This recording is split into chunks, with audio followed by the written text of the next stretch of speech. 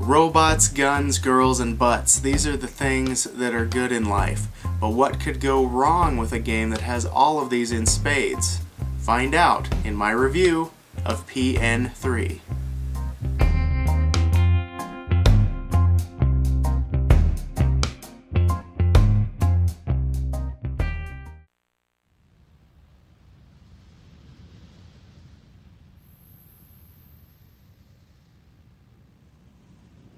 You might not be able to tell today, but Capcom owes the lion's portion of its success to Nintendo. Street Fighter never found commercial success until the 90s, but by that time, Capcom had already found a home on the Nintendo Entertainment System. Nintendo and Capcom basically had an unholy alliance, producing some of the greatest games of all time. Mega Man, DuckTales, Bionic Commando, Ghosts and Goblins, basically everything noteworthy.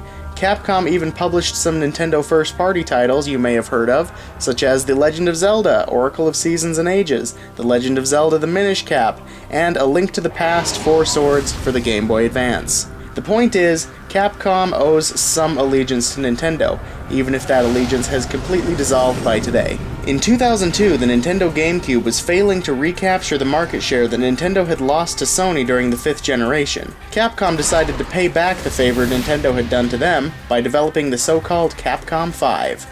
5 original games developed exclusively for the Nintendo GameCube in an attempt to help Nintendo in winning back to market share. Blisteringly original games with personality and style to spare that gamers couldn't get on any other system. The Capcom 5 consisted of Killer 7, Beautiful Joe, Dead Phoenix, Resident Evil 4, and P.N.03, or Product Number 3. The story of P.N.03 revolves around the mercenary Vanessa Schneider. She has been contracted by a mysterious client to quell a robotic uprising on a weapons manufacturing planet.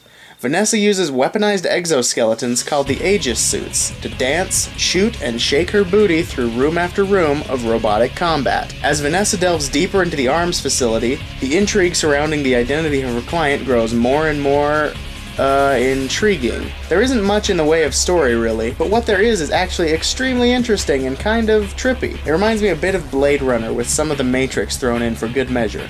I won't spoil any more for you because the story is in fact one of the best aspects of this game. You might want to classify P.N.03 as a third-person shooter, but really it's trying to be something much more than that. A third-person shooter that is rhythmic, sexy, and pulsating to the beat of techno music. It feels arcadey and quick. The game progresses at a relatively rapid speed as you progress from room to room and are graded based on damage done and damage taken in each room. It really gives the game that arcadey, level-by-level feel. The controls aren't exactly what you would expect from a game that is supposed to be quick, graceful, and rhythmic. They're tanky, experimental, and wildly different from any other shooter you've played. This doesn't exactly mix well with the fast-paced nature of the game. You can tell Vanessa was intended to handle like a ninja, but she handles more like a mech. She walks forward, turns, and makes an awkward back step with the left stick, jumps with B, does a 180 with the Z button, and strafes and cartwheels with the shoulder buttons. There's no running in curves. Vanessa can only run straight ahead or at a slight angle. Turning her at times can be a chore, as it is a very slow process that interrupts combat and stops the flow of the game in its tracks, especially if an enemy appears behind you. It's a shame really that the game controls like this, because it has such a fast-paced, fun, and rhythmic style. Combat is simple. Vanessa has a projectile attack that fires as fast as you can press the A button. And since she also has an auto-aim, enemy encounters generally involve finding a good place to post up and tapping A as fast as you can, occasionally cartwheeling or jumping out of the way of enemy attacks. The problem is that some enemies are very quick and have quick attacks, so you have to act with lightning speed in order to move Vanessa's tanky ass in time to avoid the attacks. Luckily, enemies all attack in formation, with consistent patterns, and telegraphed attacks that all have an audio or visual tell. This makes combat a little easier in light of the unusual controls. The game also features boss fights, which are gargantuan robots that take design cues from The Legend of Zelda. They are event bosses in huge arenas with lots of hype. Unfortunately, combat with these bosses generally is the same as with regular enemies. Post up, tap A as fast as you can, dodge the big attack, rinse and repeat until the enemy is dead. Since bosses are generally a solo affair, they are even easier than a group of low-level enemies. It is incredibly underwhelming and disappointing, but with the controls the way they are, a more complex boss would likely be frustrating and overly difficult. This game has designed itself into a corner, and it's unfortunate to watch. One of the saving graces of this game, however, are the many unlockable Aegis suits. The score you get in each room you go through adds to in-game currency that you can use to purchase suits and upgrade them. They aren't just an aesthetic upgrade either. They are all fully fleshed out suits of their own, and each plays differently. Some are offensive, some are defensive. Some allow for different abilities, such as an automatic palm shot fire so that you don't have to tap that A button all day. All of them, however, have a different energy drive ability, which is essentially a heavy charged attack that does different things based on the suit you are wearing. Some send out a storm of energy beams, others create an explosion around Vanessa, and some make her invulnerable to enemy damage for a period of time. It is a great addition to the game, and it gives the game much needed depth. Overall, the gameplay is about as unique as you can get, but ultimately gets caught up on trying to innovate. I give it a lot of shit here, but there is nothing in the game which cannot be learned, nothing that can be gotten used to. It would just be better served to have a more fast-paced control scheme. The game can be fun and even addicting at times, but the frustration it causes just makes me wish for what could have been.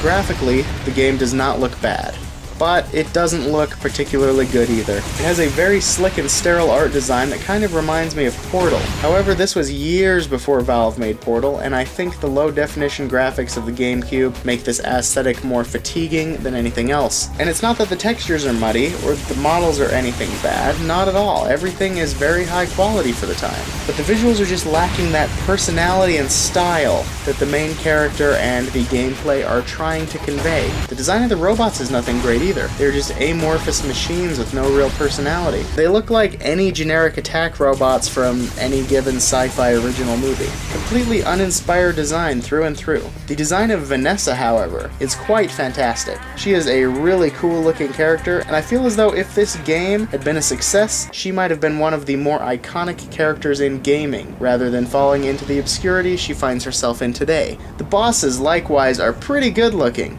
Well designed and aggressive. They remind me of some of the designs from Metal Gear Solid. Not bad on the bosses. The presentation of boss battles is exciting and it makes you hyped for a battle that never ends up being as exciting as the lead up. The audio of P.N.03 is actually pretty fantastic. The music is driving, hypnotic techno that propels Vanessa Schneider and her firm ass into battle. It fits with the style of the game better than any other aspect of this whole product. I actually wouldn't mind picking up the soundtrack of this game. It's pretty good. The sound effects are pretty decent too. Nothing to throw a fit over, but decent. Serviceable sound effects. Sci-fi sounds that you would expect, and nothing grating or annoying in the slightest.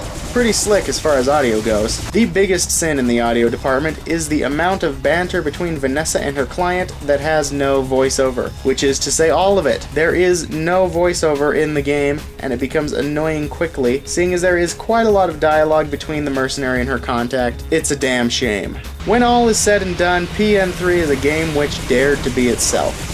And if being unique was its only crime, it would be a fantastic game. However, in the pursuit of its own identity, P.N.03 flew far too close to the sun and burned its wings on a 2 out of 5.